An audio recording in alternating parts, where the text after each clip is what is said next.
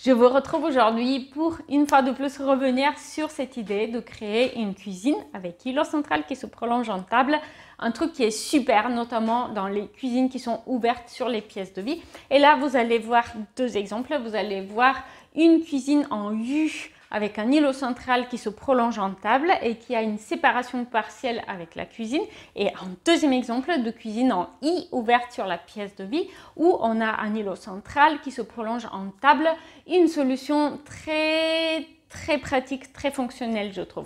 Avant de poursuivre, je vous invite à vous abonner à cette chaîne puisque vous allez pouvoir y trouver 2 vidéos chaque semaine. Le mardi, inspiration, comme aujourd'hui, avec des exemples qui vont vous donner des idées pour vos projets. Et le jeudi, plutôt une vidéo conseil travaux. Allez, on va passer à la suite. On va passer derrière l'écran de mon ordinateur pour voir ces exemples. Mais si vous êtes nouveau, n'oubliez pas de vous abonner. N'oubliez pas de donner un petit coup de pouce bleu, de commenter et de partager cette vidéo. Cet exemple de cuisine en I avec un îlot central qui se prolonge avec un coin repas où on va avoir même une banquette amovible qui peut être mise de côté et qui parfois lorsqu'on a du monde va pouvoir proposer occasionnellement une 5e place sur la table. C'est un aménagement très simple, très moderne, mais qui fonctionne parfaitement, très bien. Pour ici, on a une pièce qui fait à peu près 25 mètres carrés pour l'entrée, le salon, la cuisine avec coin repas et son petit îlot central. Dites-moi ce que vous en pensez en commentaire.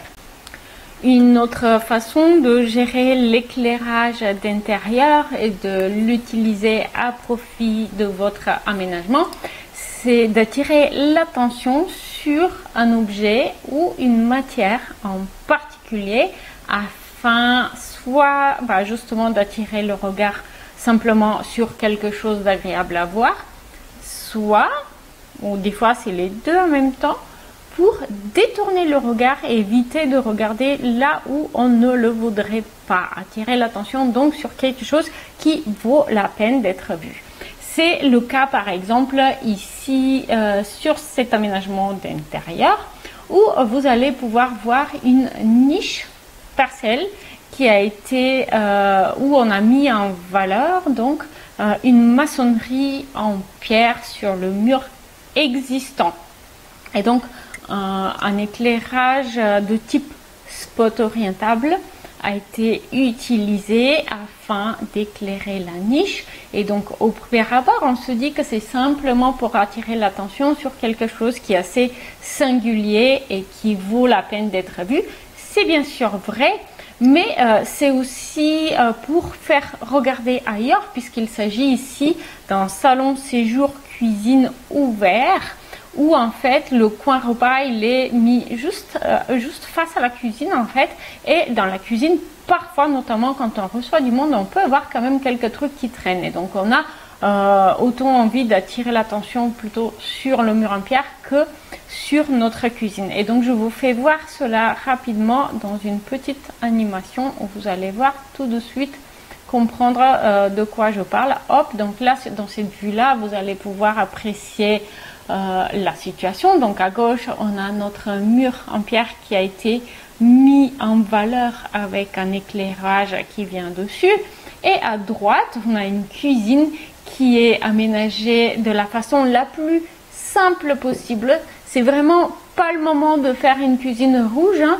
Il faut la garder le plus simple possible pour qu'elle n'attire pas le regard de préférence. Et aussi l'îlot central ici, il va avoir cette utilisation là, c'est qu'on va justement pouvoir poser dessus un bouquet de fleurs ou la carafe d'eau, voire les deux lorsque vous invitez du monde. Et de cette façon là ça va faire comme une barrière visuelle, une petite séparation éphémère qui va faire que la cuisine ne sera pas tellement en vue.